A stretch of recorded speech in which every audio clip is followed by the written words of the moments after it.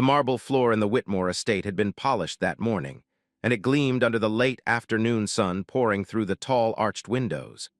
6 women stood in a careful line near the grand piano, each one holding a slim leather folder against her chest, each one wearing the same calm, professional smile that suggested years of practice in front of important families. They had come from the most expensive child care agencies in New York.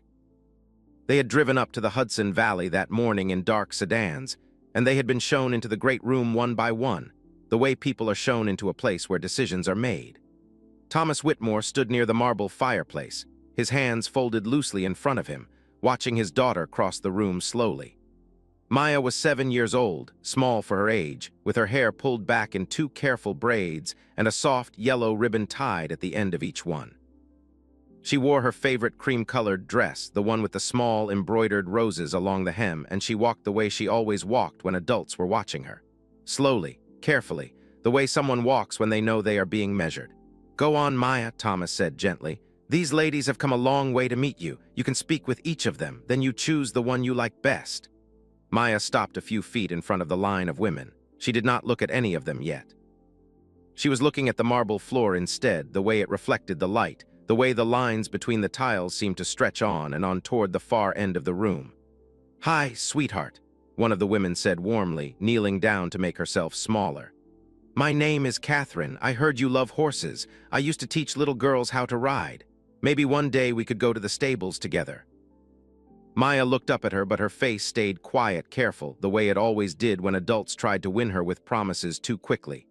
"No, thank you," Maya said softly. Another woman stepped forward smoothly, as if this were all part of a plan.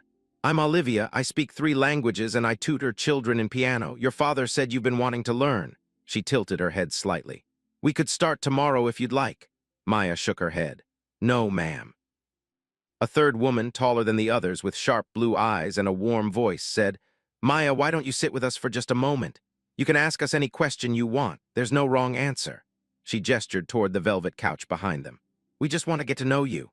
The women shifted slightly, forming a soft half-circle around the little girl, the way grown-ups do when they have been trained to make a child feel at the center of attention without making her feel cornered. They smiled. They spoke kindly. They lowered their voices. And they waited. From the wide doorway that led to the east hallway, Esther Brooks stood very still, holding a small bundle of folded linen napkins in her hands. She had been on her way to the dining room when she heard the voices, and she had paused without meaning to, the way a person pauses when they sense something important is happening in a room they are not supposed to enter. Esther was 46 years old, though her hands looked older than that from the years of cleaning, polishing, and folding. She wore the simple gray uniform of the Whitmore house staff, with a white apron tied neatly at her waist, and her hair pinned back into a low bun the way she had worn it since she was a young woman. She had been working in this house for almost 8 years. She rarely spoke when the family had guests. She rarely stood in this part of the house at all unless she had a task to finish. But today, something had stopped her in the doorway. She was looking at Maya, and without realizing it, she was holding her breath. Maya turned her head slightly. She had felt the look the way children always feel the looks of the people who love them, even before they understand what love is. She glanced toward the doorway, and her eyes met Esther's for just a second. Esther tried to step back gently into the hallway, the way the house rules said she should.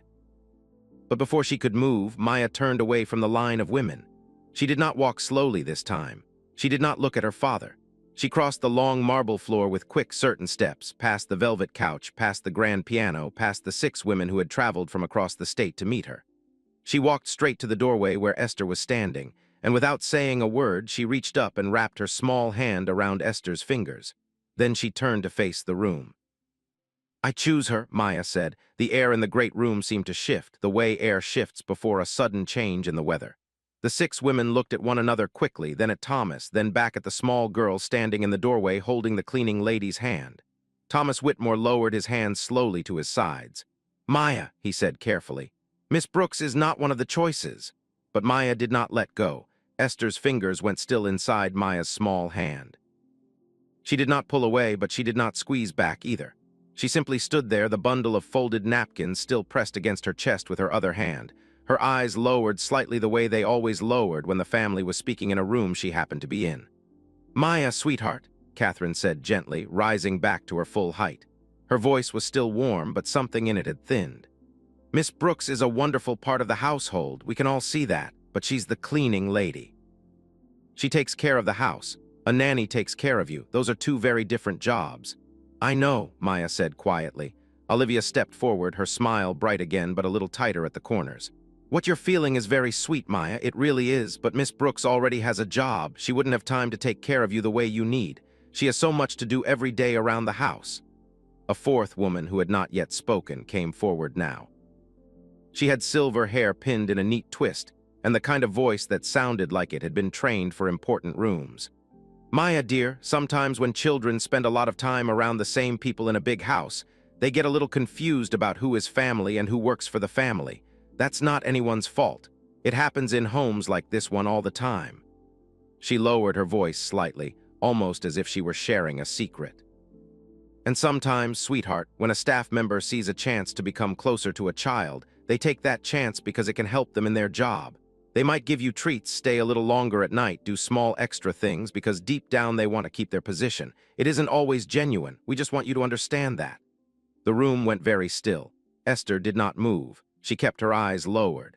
Maya looked up at her for a moment, then looked back at the silver-haired woman.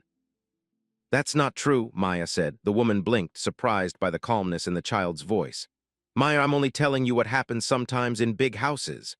That's not true, Maya said again, a little firmer. You just got here today, you don't even know Miss Esther, but you're already saying things about her like you know her. That means you're not telling the truth. Catherine tried again, her voice softer now, almost coaxing. We didn't mean it like that, sweetheart. You said she's doing it because she wants to keep her job, Maya said. But last winter, when I had the flu and I threw up in my bed in the middle of the night, nobody was awake. Nobody knew. But Miss Esther was downstairs cleaning and she heard me crying. She came up by herself and she changed my sheets and she gave me water and she stayed sitting next to me until the sun came up.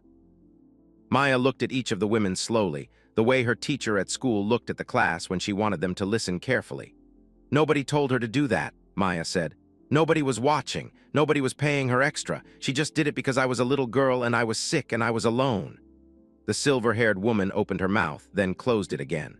Thomas felt something tighten inside his chest, the way it had tightened earlier when he had first seen his daughter cross the room. He had not known about that night. No one had told him. He had been away on business that week in Singapore, and when he had come home, Maya had been better, and life had moved on the way it always moved on in the Whitmore house.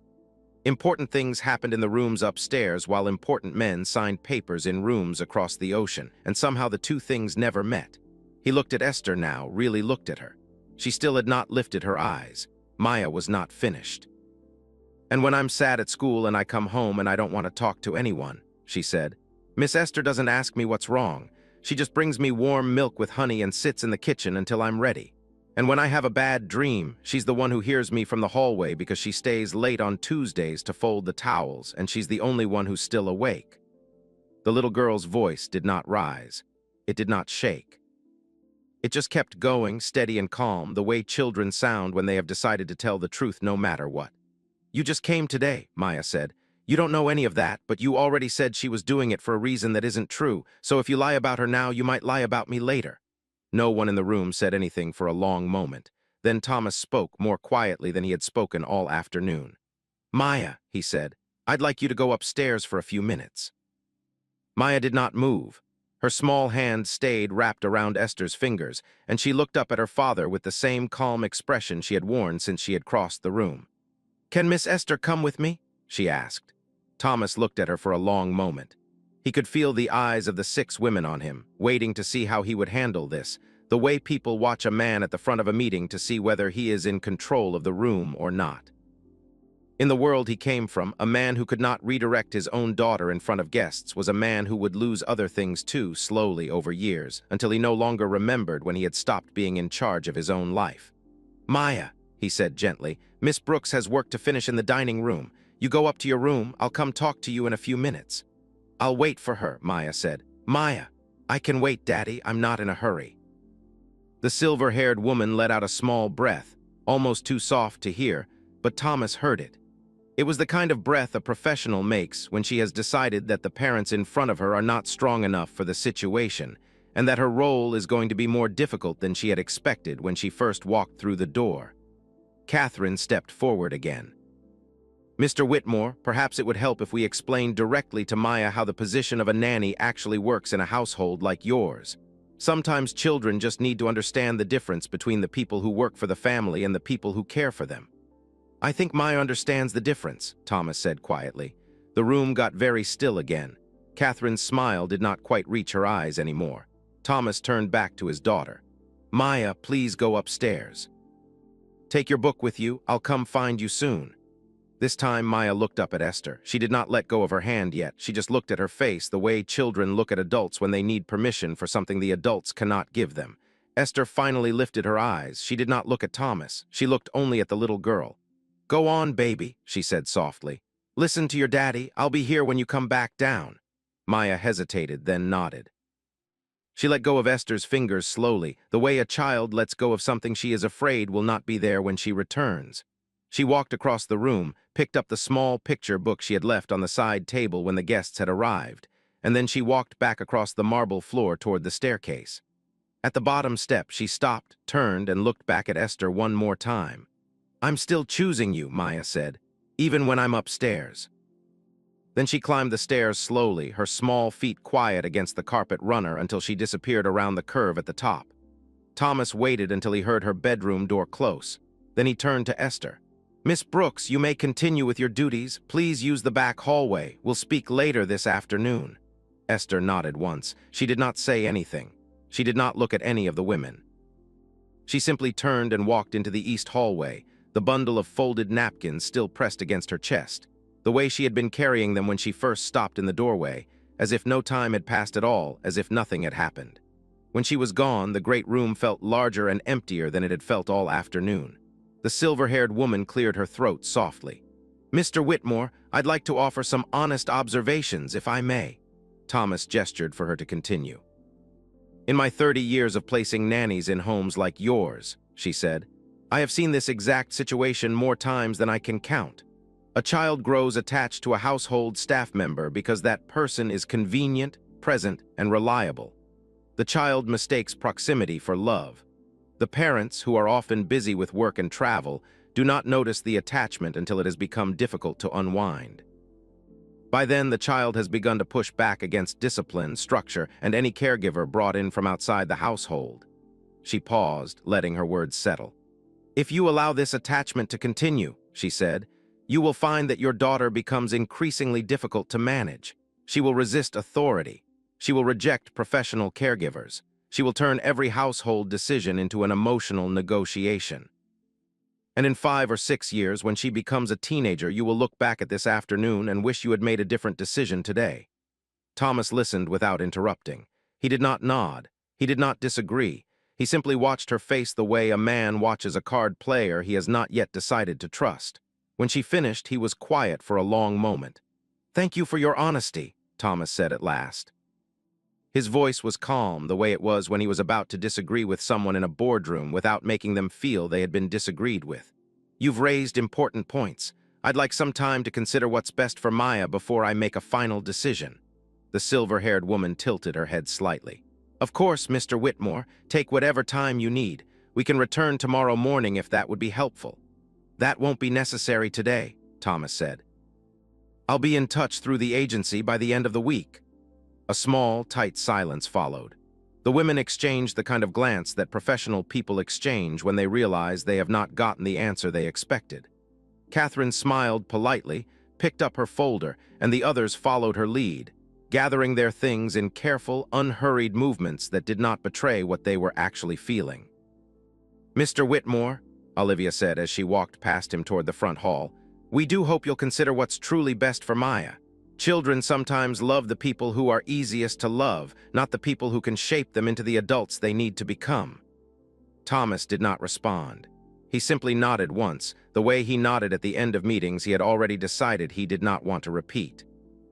Mrs. Patris, the house manager, appeared from the side hallway as if summoned by an invisible bell, and she walked the women to the front door with the same warm efficiency she used for every guest who passed through the Whitmore estate.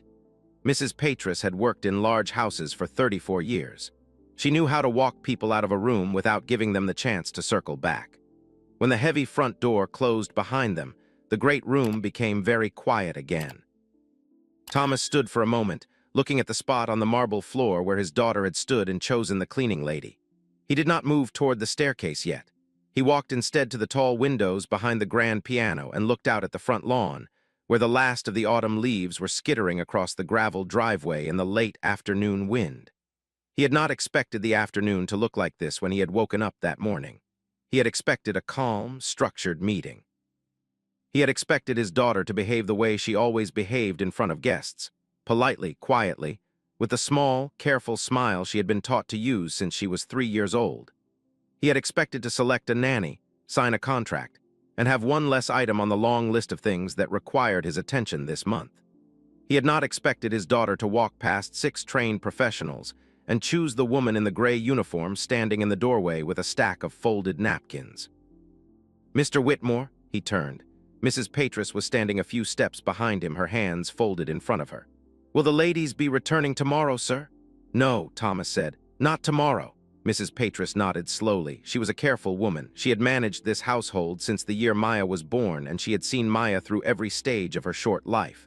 The early days when Maya's mother had been alive, the long, quiet months after Maya's mother had passed, and the slow rebuilding of the house's daily rhythm in the years that followed. "Will you be wanting to interview a new round of candidates, sir?" she asked. Thomas was quiet for a moment. "I don't know yet, Mrs. Patris." She nodded again. She did not ask anything else. She knew when to leave a man alone with his thoughts, but before she turned to leave, Thomas spoke again without quite knowing why he was asking. "Mrs. Patris," he said, "how long has Miss Brooks worked in this house?" "Almost 8 years, sir," she replied immediately. "She started the spring after Mrs. Whitmore passed. We brought her in to help with the cleaning while we were reorganizing the staff." Thomas turned slightly toward her. 8 years? "Yes, sir. And in all that time, has she ever asked for a promotion, a different position, a pay raise outside the regular review schedule?" Mrs. Patris thought for a moment. "No, sir, not once." "Has she ever complained about her hours, about her duties, about anything?" "No, sir." "Has she ever asked to spend more time with Maya?" Mrs. Patris paused before answering this one. "No, sir," she said finally. "She has never asked for anything, Mr. Whitmore, but she has done a great deal that was never asked of her." Thomas turned back toward the window. He did not say anything for a long time. Outside, the wind picked up slightly, and a single leaf detached itself from the row of maple trees lining the driveway and drifted slowly, almost lazily, down to the ground. Mrs. Patris left quietly, the way she always left rooms when she sensed that her presence had finished being useful. Thomas stayed at the window for several more minutes, watching the wind move through the trees, listening to the soft sounds of the house settling into the late afternoon. Somewhere in the kitchen, a kettle was being filled. Somewhere upstairs, a door opened and then closed again very softly, the way Maya closed doors when she did not want anyone to know which room she had gone into. He finally turned away from the window and walked toward the staircase. The carpet runner muted his footsteps as he climbed to the second floor. Maya's bedroom was at the end of the long hallway, past the library, past the small sitting room where Thomas's wife had once kept her sewing basket, past the row of framed family photographs that had not been moved or rearranged in 8 years. He stopped outside Maya's door and knocked gently with the back of his knuckles. "Maya, come in, Daddy." He opened the door slowly. Maya was sitting on the rug in the center of her room, her picture book open in her lap, her stuffed rabbit tucked beside her. She did not look up when he walked in. She turned a page carefully, the way she always turned pages, smoothing the paper down with the flat of her hand before reading. Thomas closed the door behind him and walked across the room. He sat down on the edge of her bed, which was a little low for a grown man, and he watched her read for a moment without speaking. "Maya." "Yes, Daddy. We need to talk about what happened downstairs." "I already talked about it," she said without looking up. "I know," Thomas said gently, "but I need to talk about it too." Maya closed the book slowly, marking her page with a small ribbon Esther had sewn into the binding the year before. She set the book aside on the rug, then turned and looked at her father with the same calm expression she had worn in the great room. "I'm not changing my choice," she said. "I'm not asking you to," Thomas replied. The room got very quiet. Maya tilted her head slightly, surprised, the way children are surprised when adults respond in a way they were not expecting. "You're not. I'm asking you to help me understand something," Thomas said. Can you do that? Maya nodded slowly. He leaned forward, his elbows resting on his knees, his hands loosely clasped between them. When you said Miss Esther came up to your room the night you were sick, he said, you said no one knew, you said no one was awake. I want to ask you something, Maya, and I want you to think about it before you answer. How many other nights has Miss Esther been there when you needed her?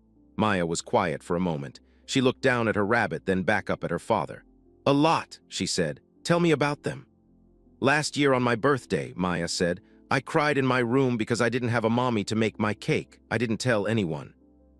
But Miss Esther came in and sat with me, and she said it was okay to be sad and happy at the same time. And then she helped me make the cake myself in the kitchen so I felt better. And she didn't tell anybody I had been crying. Thomas felt the same tightness in his chest he had felt downstairs. And one time, Maya continued, when I had a really bad dream about Mommy, I went down to the kitchen at night to get water, and Miss Esther was there cleaning the stove because she said she liked to do that when she couldn't sleep. And she didn't ask me what was wrong. She just made me hot chocolate and she sat with me at the counter until I wasn't scared anymore. She paused. And when I started first grade, she said, and I was scared on the first day, Miss Esther put a little note in my lunch box that just said, "You are brave." I still have the note. It's in my drawer. Thomas did not say anything for a long moment. He had not known any of this. He had not known about the birthday tears or the bad dream or the note in the lunchbox. He had been at the house on all of those days. He had eaten breakfast with his daughter on the morning of that first day of school. He had given her a hug at the door before the driver took her in. He had watched her walk down the driveway with her small backpack, and he had felt proud of her, the way a father feels proud when his daughter is brave. But he had not known about the note. Maya watched her father's face. She had learned, in the careful way only children of busy adults learn, how to read silence on the faces of the people she loved. She knew when her father was thinking about work. She knew when he was thinking about her mother. And she knew now, looking at him sitting on the edge of her bed, that he was thinking about something he had not thought about before. "Do you want to see the note?" she asked softly. Thomas looked up. "Yes," he said. "I would like that very much." Maya stood up and walked to the small white dresser by the window. She opened the top drawer carefully, the way she opened things that held something important inside, and she reached into the back corner under a small stack of folded handkerchiefs. She pulled out a piece of paper that had been folded into a tiny square, the kind of square that only fits inside a child's hand. She brought it back to the bed and handed it to him. Thomas unfolded the paper slowly. The creases were soft from being opened and refolded many times. The handwriting was simple and round, the way someone writes when they have not gone to school for very many years but want their words to be readable. It said only 3 words: "You are brave." Underneath, in smaller letters, was a small heart drawn with a single careful line. Thomas looked at the note for a long time. He felt his throat tighten in a way he was not used to. He had read contracts that were 100 pages long. He had read letters from senators and from foreign ministers and from men who had built fortunes larger than his own. None of them had ever made him feel the way this small folded paper made him feel. "She wrote this when you were 6, he said. "Yes," Maya said. "On the first day of first grade." Thomas refolded the note carefully along the same lines Maya had folded it, and he handed it back to her. She tucked it into the small pocket on the front of her dress. "I keep it with me sometimes," she said. "When I'm nervous at school, it helps." Thomas nodded slowly. He did not trust his voice for a moment. "Maya," he said finally, "I need to think about some things. I want you to come downstairs for dinner soon. Can you do that?" "Yes, Daddy." He stood up. He almost walked out of the room without saying anything else, the way he often walked out of rooms when his mind had already moved on to the next thing it needed to do. But he stopped at the door and turned back. "Maya," he said, "thank you for showing me the note." Maya nodded. She did not say anything else. She picked her book back up off the rug and opened it to where the ribbon was, and Thomas closed the door gently behind him as he stepped back into the hallway. He stood there for a moment in the quiet, his hand still on the doorknob. Then he walked toward the back staircase, the one the staff used, because for the first time in 8 years, he wanted to see the kitchen the way the people who worked there saw it. Dinner that night was a quiet affair. Mrs. Patris had prepared roast chicken with potatoes and green beans, the kind of meal that was meant to be comforting rather than impressive. Maya sat in her usual chair, swinging her feet slightly above the floor, picking at her green beans without much interest. Thomas sat across from her at the long, polished table, the place setting at the head of the table empty, the way it had been empty for 8 years. Esther was not in the dining room. She was in the kitchen, helping to clear the prep counters before her shift ended.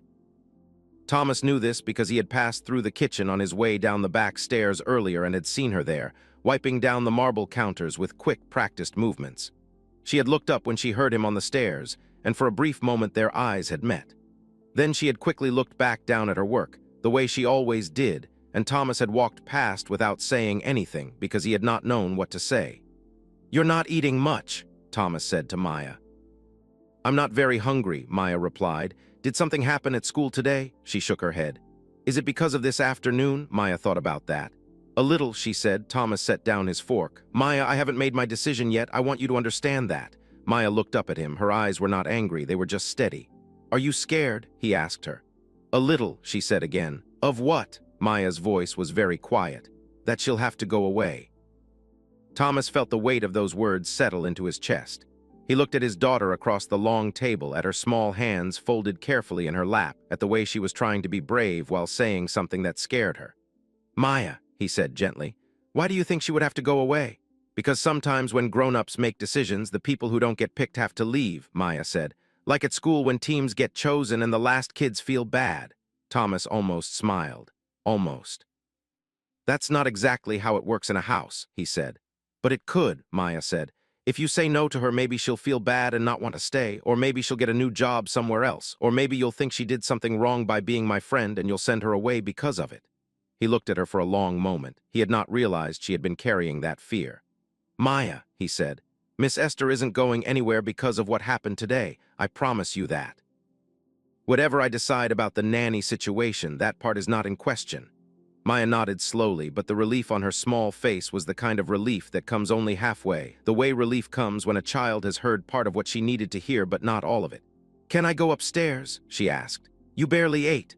"I know." Thomas hesitated, then he nodded. "Go on." Maya climbed down from her chair carefully and walked across the dining room.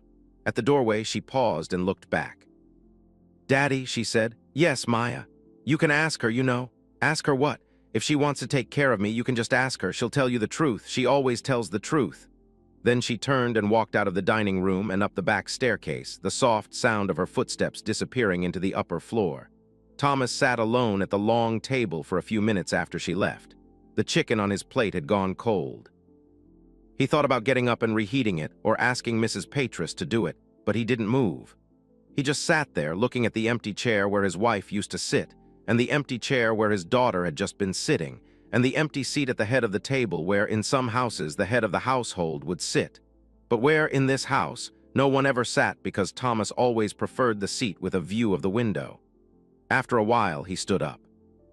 He folded his napkin neatly and laid it on the table. He picked up his plate and his daughter's plate, and he carried them both into the kitchen himself, which was something he had not done in many years. Esther was at the sink, washing a large mixing bowl with her back to the door. She did not hear him come in at first. He set the plates down softly on the counter, and the small sound made her turn around. "Oh," she said, startled. "Mr. Whitmore, I'm sorry, sir, I didn't hear you." "I'll take those right away." She moved to dry her hands on her apron, but Thomas raised one hand slightly. "It's all right, Miss Brooks, I brought them down myself." She paused, uncertain.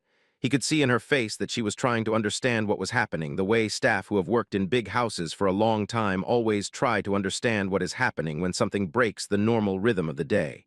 "Could you sit down for a moment?" Thomas asked. "I'd like to talk with you."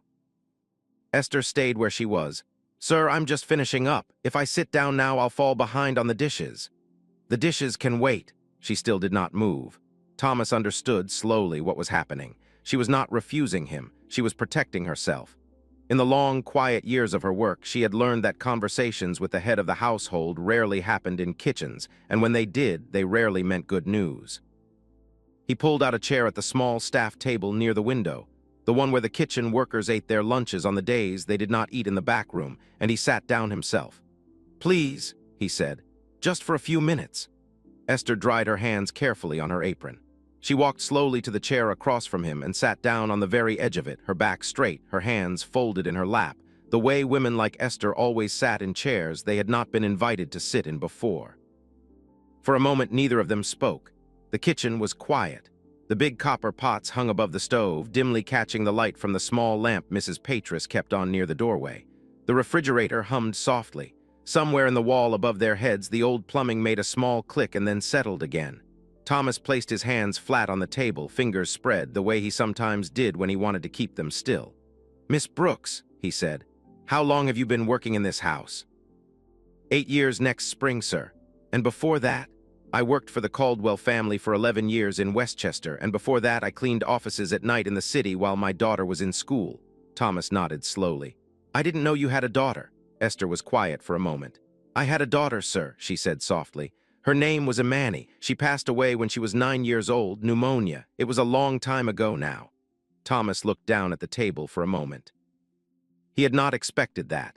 He did not know how to respond to it in the way the situation deserved. He had buried his wife 8 years ago, and he still did not always know what to say when someone told him about a loss of their own.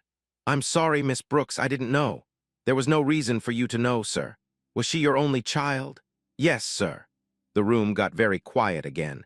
Esther kept her eyes on her hands. "Maya was the same age Amani had been," Esther said after a moment, "when I started working here. 7 going on 8. I didn't notice the resemblance at first. I just noticed she was a little girl who was always running around looking for something. And then one day I realized she was looking for someone." Thomas felt the tightness return to his chest. "She wasn't looking for me," Esther said quickly, almost defensively, as if she did not want him to misunderstand. "I knew that. I would never have presumed. She was just looking for someone who would stop and listen to her. So when she came into a room I was cleaning, I would stop, that's all. I wasn't trying to take anyone's place. I was just trying to be the person who didn't walk past." Thomas did not say anything. He could not. "I'm sorry, sir," Esther said quietly. "I shouldn't have said all that." "No," Thomas said. "Please keep speaking." Esther looked up at him for the first time.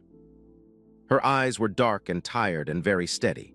"Sir," she said, "I know how it looked this afternoon. I know what those women thought. They thought I had been working all these years to get close to your daughter so I could one day become more than what I was hired to be. They thought I was looking for a way up, the way some people in service do. But that isn't true, Mr. Whitmore. I never expected anything to come of any of it. I never wanted anything to come of any of it. I just wanted her not to feel alone the way my Amani had to feel alone at the end."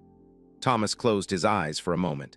"What do you mean?" he asked quietly. Esther's voice was steady but very low.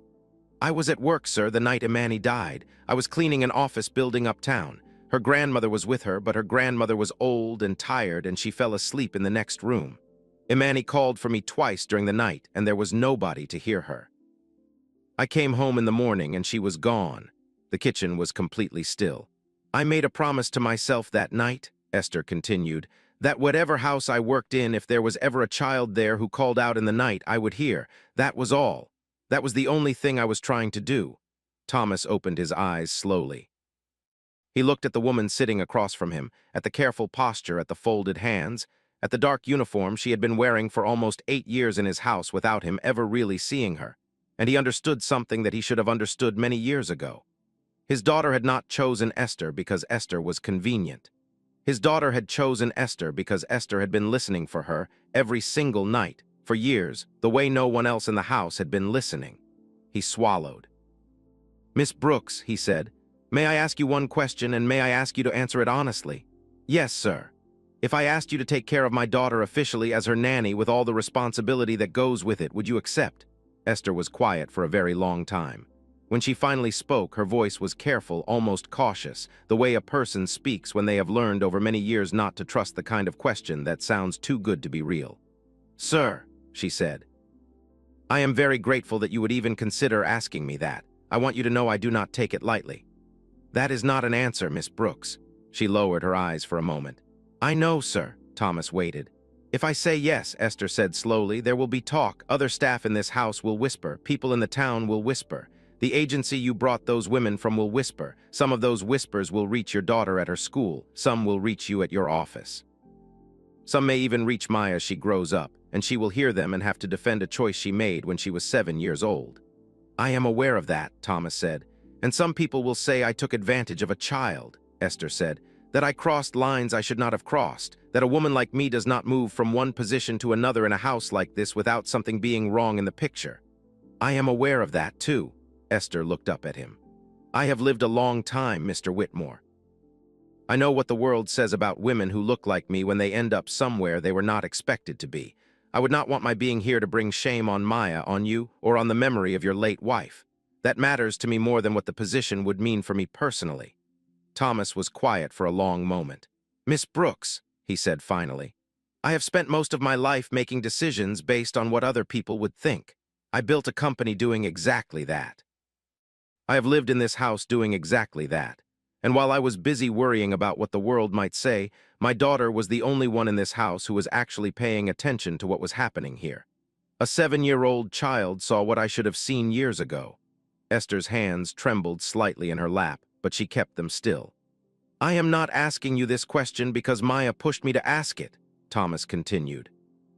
"I am asking it because, after listening to her this afternoon and after listening to you tonight, I have realized that the most important position in my daughter's life has been filled, unofficially, by a woman I had been writing checks to as a cleaning lady. And I am not willing to let that continue without acknowledging it for what it is." Esther's eyes filled, but she did not cry. "So I will ask you one more time," Thomas said gently. "If I offer you this position with a new contract, a new salary, and full authority over Maya's daily care, will you accept it?" Esther swallowed hard. She looked at him, and then she looked down at her hands again, and then she looked back up. "Yes, sir," she said quietly. "I will accept it." Thomas exhaled slowly, the way a man exhales when he has been holding his breath for longer than he realized. "Thank you," he said. "I should be the one thanking you, sir." "No," Thomas said. "You shouldn't." They sat there for a moment longer in the quiet kitchen, neither of them quite knowing what to do next, the way two people sit together when something has just shifted between them and the old rules no longer apply, but the new rules have not yet been written. Then Thomas stood up. "I'd like to tell Maya tonight," he said, "before she goes to sleep." "Yes, sir." "Would you come up with me?" Esther hesitated. "Sir, it might be better if you tell her alone. She should hear it from you." Thomas thought about that for a moment, then nodded. "All right, but I'd like you to come up after when I call for you, so she can see that this is real, so she can see that the two of us are in this together now." "Yes, sir." Thomas walked toward the door. He stopped at the threshold and turned back. "Miss Brooks," he said. "Yes, sir. My wife would have liked you very much. I should have told you that years ago." Esther's eyes filled again, but she nodded once. "Thank you, sir," she said softly. "That means a great deal to me." Thomas left the kitchen and walked slowly up the back staircase, one hand on the wooden banister, the same banister Esther had polished every Friday morning for 8 years without anyone ever stopping to thank her for it. When he reached Maya's door, he stopped and listened for a moment. He could hear her humming softly to herself the way she always hummed when she was getting ready for bed. He knocked gently and stepped inside. Maya was already in her bed, her stuffed rabbit tucked under one arm, her bedside lamp casting a small circle of warm yellow light across the blue blanket. She looked up when her father came in, and she did not say anything. She just watched him cross the room and sit down on the edge of her bed the way he had earlier that afternoon.